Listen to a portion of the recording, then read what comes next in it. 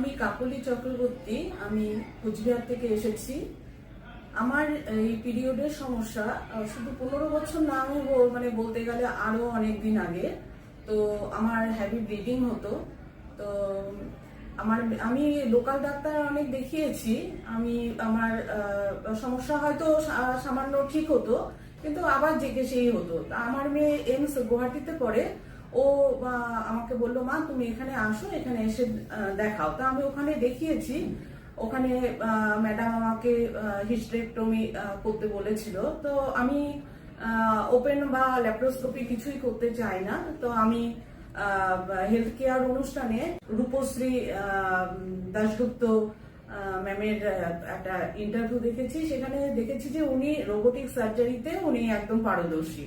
তা আমি তখন আমার হাজবেন্ডকে বলি যে আমি আর কারো কাছেই যাব না, আমি ডক্টর ম্যাডামের কাছেই যাব, গিয়ে আমি দেখাবো। তা আমি একদিনের জন্য এসেছিলাম। এসে আমি ম্যাডামকে দেখাই এবং ম্যাডাম আমাকে ওই হিস্টেরেক্টমি করার কথাই বলেছিল।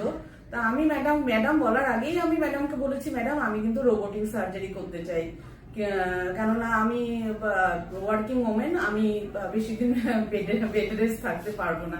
ম্যাডাম আমাকে সাজেস্ট করেন এবং আমাকে ডেট দিয়ে দেন। আমি 29-তে, এই এপ্রিলের 29-তে আমি অ্যাডমিট হয়েছি এবং 30-তে আমার অপারেশন হয়েছে। মানে অবাক কাণ্ড যে আমি 5:30টার সময় আমার অপারেশন, বিকেল 5:30টায় আমি বেডে এসেছি। মানে তারপর থেকে আমি মাঝে মধ্যে ভেবেছি, আচ্ছা আমার ব্যথা কেন হচ্ছে না, পরে কি আমার ব্যথা হবে, মানে এই ভাবতে ভাবতে আমার ভোর হয়ে যায়। এবং ভোর হওয়ার পরে আমার ক্যাথিটার খুলে দেয়। তারপরে আমি একদম নিজেকে, আমার মনে হচ্ছিল যেন আমি ফিট অ্যান্ড ফাইন।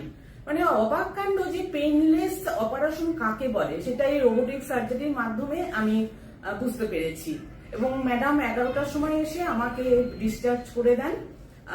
সব থেকে আশ্চর্যের ব্যাপার যে পেশেন্ট পার্টির যে পেশেন্ট পার্টির যারা মানে অ্যাটেন্ডেন্ট ছিল, সবাই আমাকে দেখে এত অবাক, বলছে যে মনে হচ্ছে যেন ইনি কোনো পেশেন্টকে দেখতে এসেছে, দেখে মনে হচ্ছে না যে ইনিকে কালকে ওটিতে নিয়ে যাওয়া হয়েছে। হ্যাঁ, তো এবং এও বলেছে যে বাসায় গিয়ে, কেউ বলছে বাসায় গিয়ে আমি উনির কথা বলবো, কেউ বলছে যে আমার যদি এরকম হিস্টেরেক্টমি করতে হয় তাহলে আমি রোবোটিক সার্জারি করব এবং আমি এই রূপশ্রী ম্যামের কাছেই করবো। তারপরে সব থেকে অবাক কাণ্ড যে আমি পাশেই আমি হোটেলে ছিলাম, ভিজিটেলে। আমাকে যখন ডিসচার্জ পরের দিন দিয়ে দেয়, আমি হেঁটে হেঁটে আমি হোটেলে গেছি। এবং সত্যি কি বলবো, ডক্টর ম্যাডামের বিহেভিয়ার এবং উনির যে মানে কি বলবো সেক্রেটারি শ্রেয়সী ম্যাম, তারও যে ব্যবহার, এবং সে আমাদেরকে এমন সুন্দরভাবে প্রথম থেকে গাইড করে ম্যাডামের কাছে, মানে কি বলবো, প্লেস করেছিল যে একদম সমস্ত কিছু গাইড করে, তার প্রশংসাও অতুলনীয়।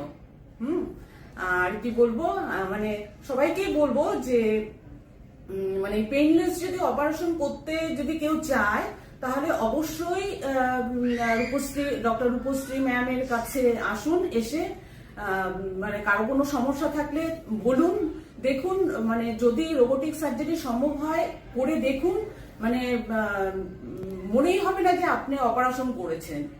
হ্যাঁ, আর এই বলার। থ্যাংক ইউ ম্যাডামকে, রূপশ্রী ম্যাডামকে, থ্যাংক ইউ শ্রেয়সী ম্যামকে, এবং থ্যাংক ইউ অ্যাপোলো হসপিটালের সমস্ত কি বলবো স্টাফদেরকে।